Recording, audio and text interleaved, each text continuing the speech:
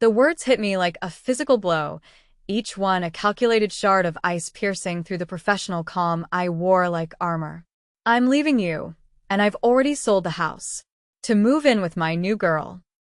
My husband, Alan, chuckled through the phone, a sound I once found endearing, now dripping with a smug, cruel finality. Good luck finding a place. Then the click. The line went dead, leaving a silence that was louder than any explosion. I sat there, frozen, in the glass-walled conference room of Gravenhall Group, the real estate empire I had built from the ground up. Across the polished mahogany table, my biggest client, the formidable Mr. Harrison of Iron Veil Robotics, was patiently waiting. The panoramic view of the Jersey City skyline, usually a source of pride, now seemed to mock me, a glittering testament to a life that was shattering in real time. I felt something cold and heavy settle in my chest, but it wasn't the familiar ache of heartbreak. It was the chilling, clarifying weight of relief. My name is Natalie Pierce. At 43, I was a seasoned commercial real estate broker, a name synonymous with success and tenacity in the cutthroat market of northern New Jersey. For the past 18 years, however, I had also been married to a man who saw my success not as a shared triumph, but as his personal, inexhaustible ATM. What had I wanted? It was simple, really. The things you can't put a price on: respect, partnership, and the basic human decency you expect from the person you've shared nearly 2 decades of your life with. What stood in my way was a husband who saw my achievements as mere opportunities for his next get-rich-quick scheme. The injustice I faced wasn't just the infidelity, it was watching someone I had once loved systematically try to destroy everything I had built with my own hands, my own sweat, my own mind. I took a slow, deep breath, forcing the tremor from my hands. I looked across at Mr. Harrison, a man who commanded billions and didn't suffer fools, and I summoned a smile from the depths of my resolve. "I'm so sorry about that interruption, Mr. Harrison. Personal matter." He simply nodded, his gaze unreadable. "Of course, Miss Pierce." "Now," I said, my voice miraculously steady, "where were we with the warehouse specifications? You mentioned needing reinforced flooring and at least 10 loading docks." Even as I discussed square footage and logistical requirements, my mind was a whirlwind of calculations. Alan had always been careless with details, especially legal ones. His arrogance was his Achilles heel. 3 major financial disasters in our marriage had taught me the brutal lesson that I had to protect myself from the man I slept next to every night. The first was the gambling debts, when I was 35. It started with small lies about poker nights with friends, and ended with a 6-figure hole I had to fill from my personal savings, money I had earmarked for my own brokerage. He'd cried, he'd begged, he'd sworn it was a one-time mistake, a desperate attempt to make something of himself so he could feel like he was my equal. I'd believed him. I'd paid the debt. 2 years later, it was the failed restaurant investment. A sure thing, with his charismatic but utterly incompetent cousin. He'd used a joint credit card to fund it, maxing it out without a word to me. When the health inspector shut them down for a litany of violations, I was the one left fielding calls from creditors. Again, I cleaned up the mess, consolidating the debt into a loan that I paid off month by painstaking month. Then came last year's cryptocurrency nightmare. He'd been swept up in the frenzy, convinced he was a financial genius on the cusp of making us millions. He'd remortgaged our home behind my back, using a forged power of attorney he'd had me sign years ago under the guise of it being for a simple car title transfer. The market crashed and we were nearly bankrupted. That was the final, devastating straw. That was when the love finally died, replaced by a cold, hard pragmatism. After that third mess, after I'd spent weeks untangling the financial web of ruin he had spun, I had quietly done something Alan never knew about. It was my secret, my armor, my escape plan. I'd sat in this very same conference room with my attorney, Vincent Rodriguez, a man as sharp and unforgiving as a shard of glass. We had a plan. I'd refinanced our house, not with a personal loan, but through my business LLC, Gravenhall Group Properties. I then executed a transfer of ownership. The mortgage payments for the past 2 years had come directly from my business account, every transaction meticulously documented. The deed, the legal and binding document of ownership, was now in my company's name. Not Alan Pierce's name. Not Natalie Pierce's name. Legally, permanently, and completely, the house belonged to my company. I finished the contract review with Mr. Harrison, securing a deal that would be the largest in my firm's history. We shook hands, and he gave me a rare, almost imperceptible smile.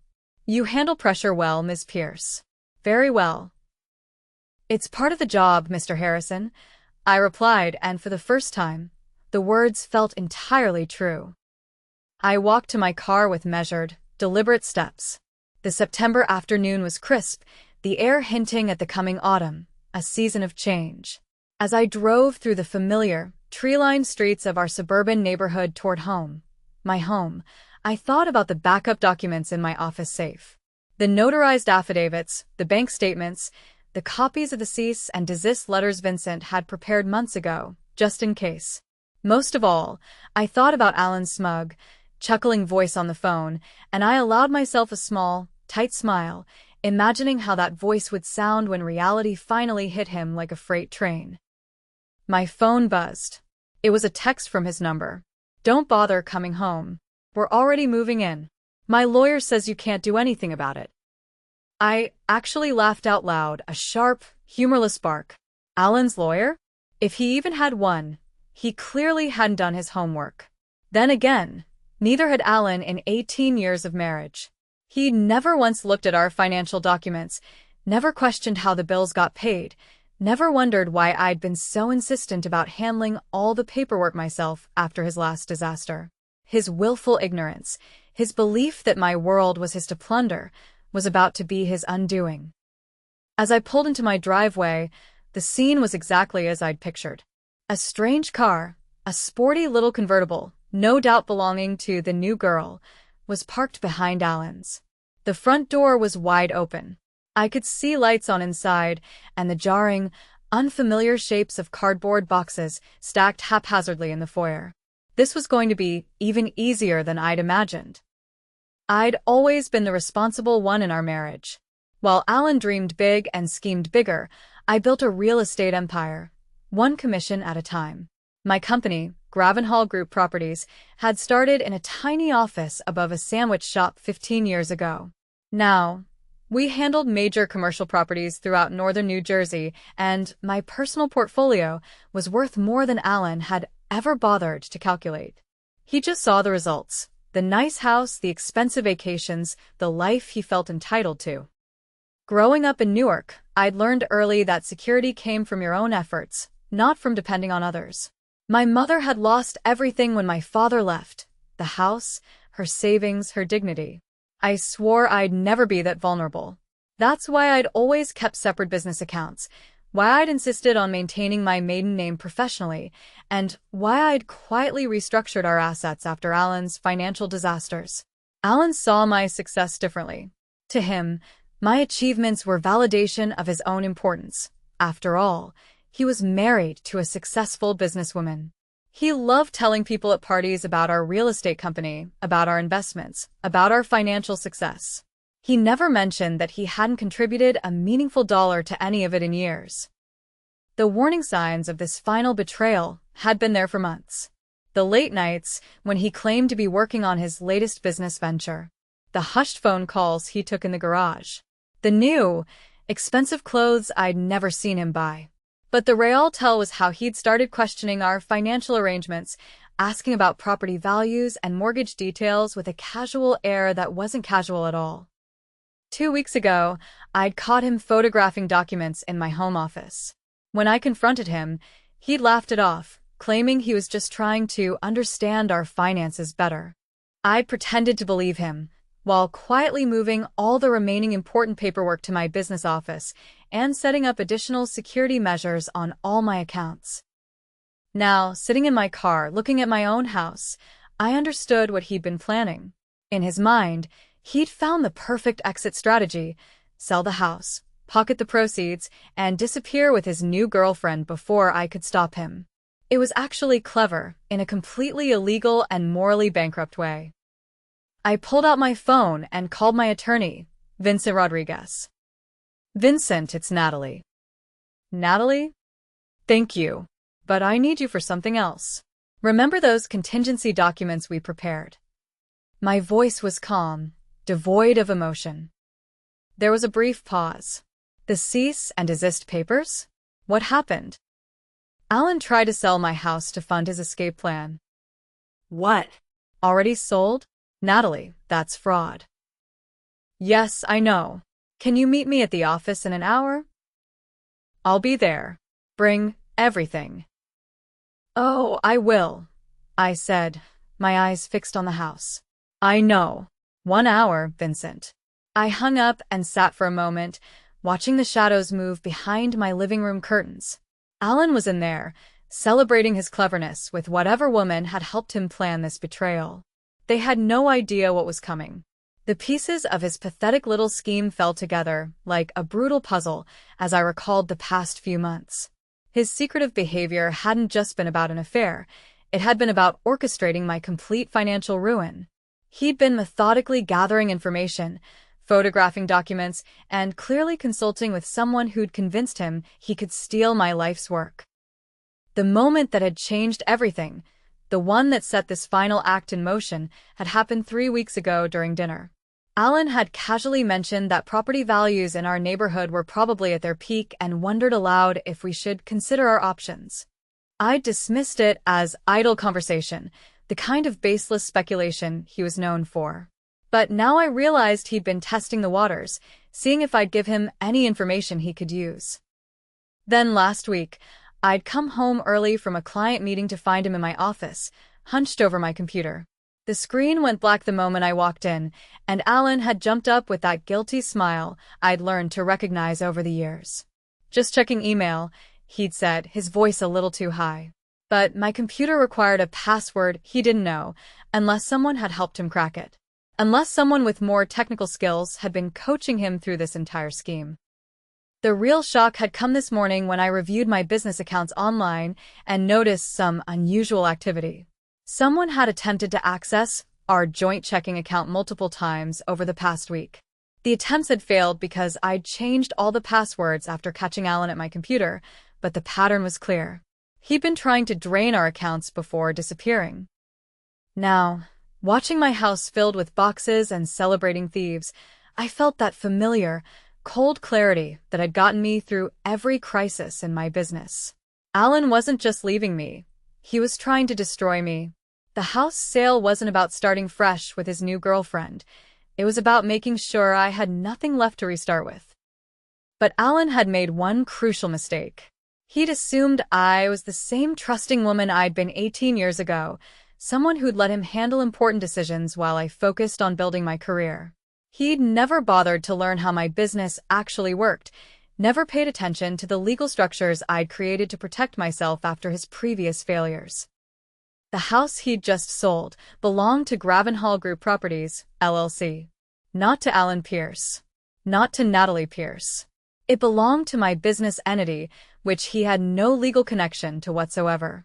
The mortgage was in my company's name, the deed was recorded under my LLC, and every payment for the past 2 years had come from my business accounts.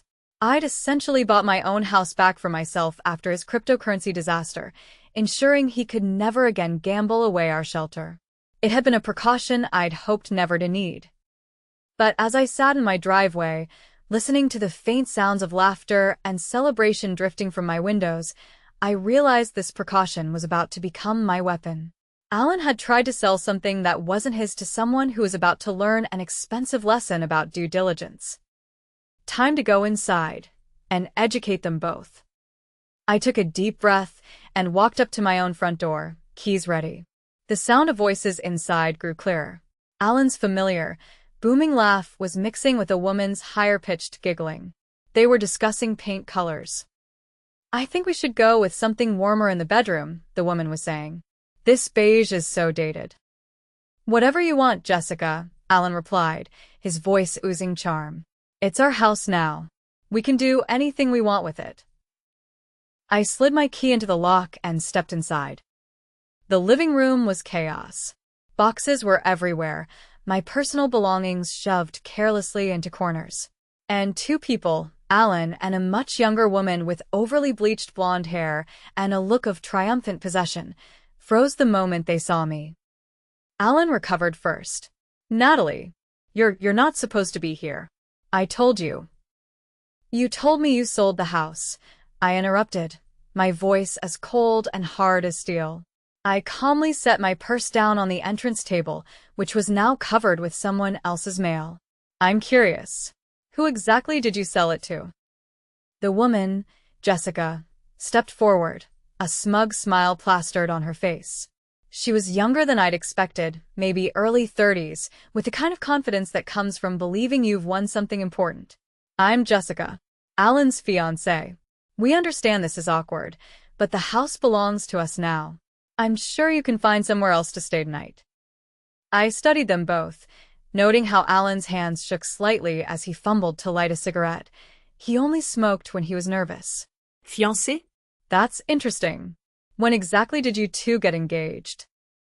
3 months ago, Jessica said proudly showing off a gaudy diamond ring I'd never seen before, right after Alan explained how his wife was holding him back financially. The audacity was breathtaking. 3 months ago, Alan had been on his knees, begging me to help him out of another investment disaster, swearing he'd learned his lesson about risky ventures. Apparently, his new venture had been planning to steal my house. "And the sale?" I continued calmly. "When did that happen?" "Yesterday." Alan finally found his voice. "The papers are signed, the money's transferred. It's done, Natalie. You need to accept that and move on." I walked over to the kitchen counter, where he'd spread out some official-looking documents, real estate purchase agreements, transfer forms, even what looked like a deed.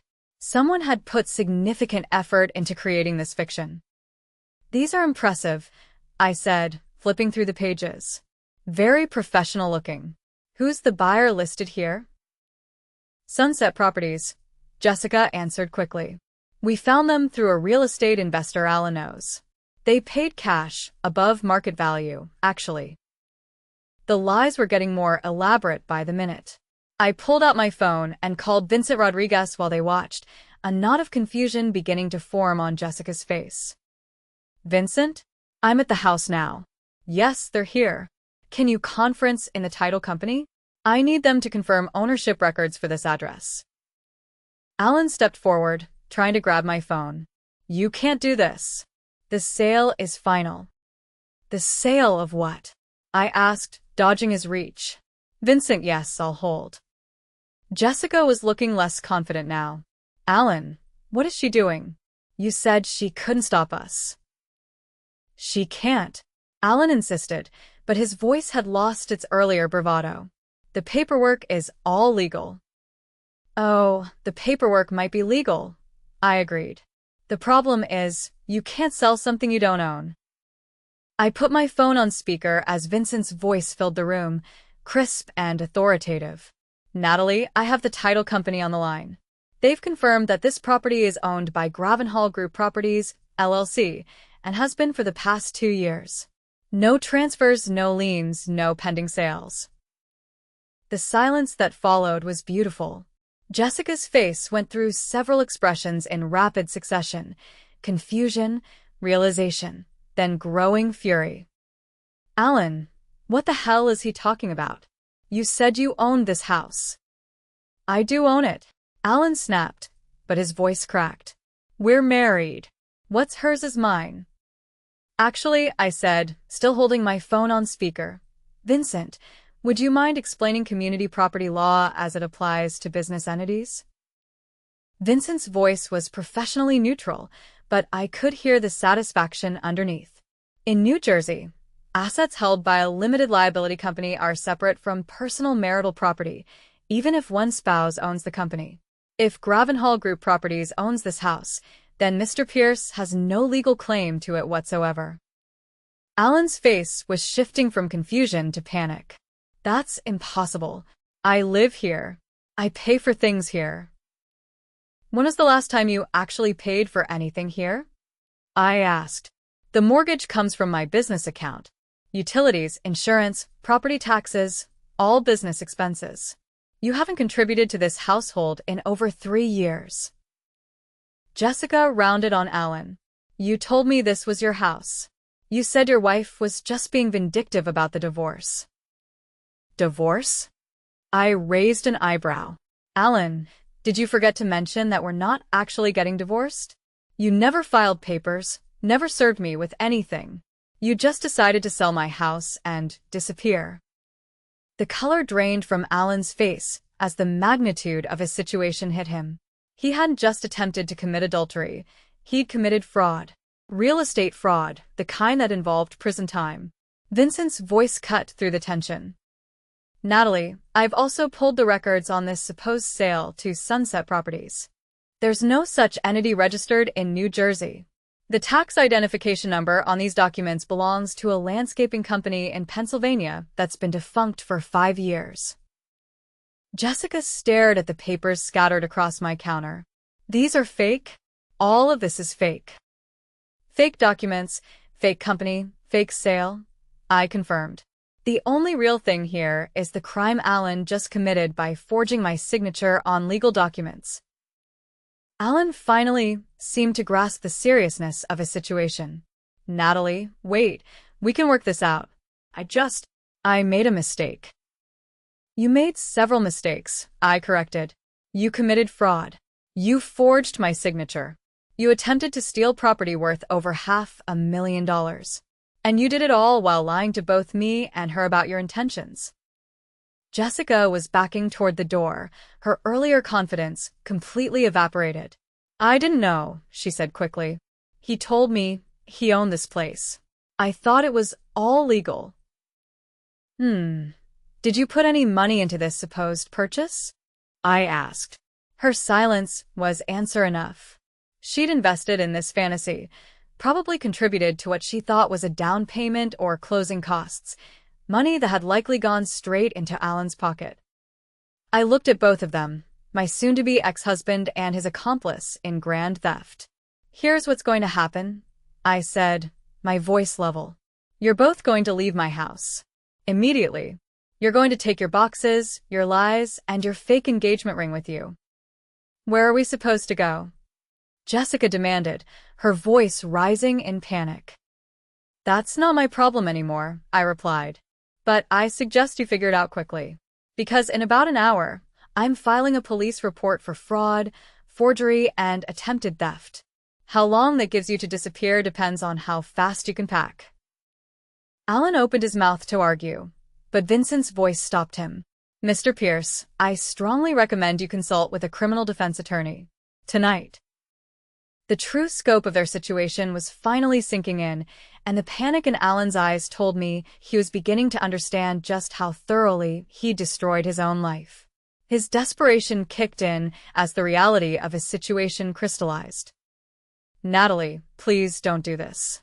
We've been married 18 years. I know I messed up, but we can fix this. Fix this.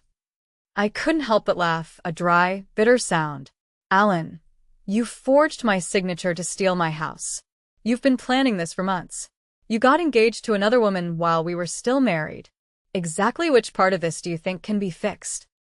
Jessica had gone silent, but I could see her mind working. She was calculating her own exposure, wondering if she could be charged as an accomplice. Smart woman. Too bad she'd gotten mixed up with someone as careless as Alan. The documents, Alan said suddenly, lunging toward the counter. If we destroy them, there's no proof. Vincent, I said into my phone, please tell them about the copies. We photographed everything when you called, Vincent's voice confirmed. Plus, the attempted sale was recorded with the county recorder's office this morning. There's a paper trail that can't be erased, Mr. Pierce. Alan slumped against the kitchen island, finally understanding that his scheme hadn't just failed, it had created evidence of his crimes. How did you know? How did you figure it out so fast? I didn't figure it out, Alan. I prevented it.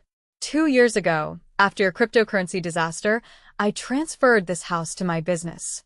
I've been protecting myself from exactly this scenario since your third major financial screw-up. The truth hit him like a physical blow. You've been planning this? You've been waiting for me to... I've been protecting myself from your poor decisions, I corrected. I never imagined you'd actually try to steal from me. I thought even you had limits. Jessica finally spoke up, her voice small. The money I gave you for the down payment, where is it? Alan's silence answered her question, and her face flushed with anger. You spent it, didn't you? It's gone. I can pay you back, Alan said quickly. Once the dust settles. With what money? Jessica demanded. You don't have a job. You don't own anything. You just committed a felony that's going to follow you for the rest of your life. I watched their partnership dissolve in real time. Jessica grabbed her purse and headed for the door. I'm done. I'm not going to prison because you lied to me about owning a house. Jessica, wait. Alan called after her. We can figure this out. But she was already gone, her footsteps echoing in the driveway as she presumably called someone to pick her up. Within minutes, I heard a car drive away. Alan turned back to me, desperation replacing his earlier arrogance. She's right. I don't have anything left. The money she gave me is gone. I spent it on the engagement ring and deposits for our new apartment. If you press charges, I'll go to prison. That's generally what happens when you commit felonies, I replied calmly. Natalie, I'm begging you. Don't destroy my life over this. I looked at my husband of 18 years, this man who just tried to steal everything I'd worked for, and felt nothing but pity. Alan, you destroyed your own life. I'm just refusing to let you destroy mine in the process. Vincent's voice interrupted the moment. Natalie, the police are asking if you want to file charges tonight or wait until morning.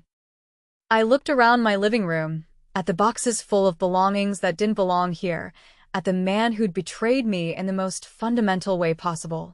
Tonight, Vincent. I'll be at the station within the hour. Alan's face crumpled as he realized I wasn't going to save him from the consequences of his actions. For the first time in our marriage, he was going to face the full weight of his choices. And I was finally going to be free. I drove to the police station with a sense of calm I hadn't felt in years. Detective Morrison took my statement while Vincent provided the legal documentation, proving my ownership of the house and the fraudulent nature of Alan's attempted sale. This is pretty straightforward fraud, Detective Morrison said, reviewing the fake documents. Forged signature, fictitious buyer, attempted theft of property over $500,000. That's a Class B felony. What kind of sentence does that carry? I asked. 5 to 10 years, depending on his record and whether he cooperates. I thought about Alan's previous financial disasters, none of which had been criminal, but all of which showed a pattern of poor judgment. He didn't have a criminal record, but this wasn't his first time making catastrophically bad decisions. Vincent handed over a folder thick with documentation. We've also got evidence of the conspiracy aspect, the fake company registration, the forged identification documents used to create the fraudulent buyer entity. His girlfriend was involved in at least some of the planning. Within 2 hours, I'd filed a comprehensive police report and initiated the process that would likely send my husband to prison. I felt no satisfaction in it, just relief that the threat to my financial security was being neutralized. As I drove home, I passed Alan's car, parked at a 24-hour diner near the highway. Through the window, I could see him hunched over a cup of coffee, probably trying to figure out what to do next. His phone was pressed to his ear, likely calling lawyers, family members, anyone who might help him navigate the disaster he'd created. I didn't stop. That part of my life was over. Back at my house, I walked through the rooms, collecting the belongings Alan and Jessica had scattered around. Most of it was worthless, cheap jewelry, outdated electronics, clothes from discount stores. I bagged it all up and set it by the front door. Tomorrow, I'd have the locks changed. Tonight, I'd start planning my new life. The next few weeks passed in a blur of legal proceedings and paperwork. Alan had indeed hired a criminal defense attorney, but the evidence against him was overwhelming. Vincent kept me updated on the case's progress while I focused on rebuilding my life. The strangest part was how quickly I adapted to living alone. After 18 years of marriage, and within a week of Alan's arrest, I felt more peaceful than I had in years. No more wondering where money was disappearing to, no more unexpected financial crises, no more walking on eggshells around someone whose next scheme might destroy everything I'd built. My business thrived without the distraction of Alan's chaos. I closed 3 major deals in the month following his arrest, including a warehouse complex that netted me a 6-figure commission. For the first time in years, I could focus entirely on my work, without worrying about what disaster Alan might create while I was in meetings. Jessica, it turned out, had cooperated fully with the police investigation in exchange for immunity from prosecution. She'd provided evidence of Alan's planning process, including text messages where he'd bragged about finally getting what he deserved from our marriage. Her cooperation sealed his fate. The divorce proceedings were remarkably simple. Alan had no assets to claim, no legitimate grievances to air, and a pending felony conviction that made him eager to avoid additional legal scrutiny. I kept the house, the business, and my retirement accounts. He kept his freedom until sentencing, which wasn't scheduled for another 2 months. I celebrated by redecorating the house exactly how I'd always wanted it. Clean lines, modern furniture, and absolutely no compromise with someone else's terrible taste. Every room reflected my choices, my preferences, my vision for how a home should feel. For the first time in my adult life, I was living entirely for myself. It was intoxicating. Looking back on those tumultuous weeks, I realized that Alan's betrayal had given me the greatest gift imaginable: complete freedom from his chaos, and the chance to build a life based entirely on my own choices and achievements. Sometimes the best revenge is simply refusing to let someone else's destruction touch your own carefully built world.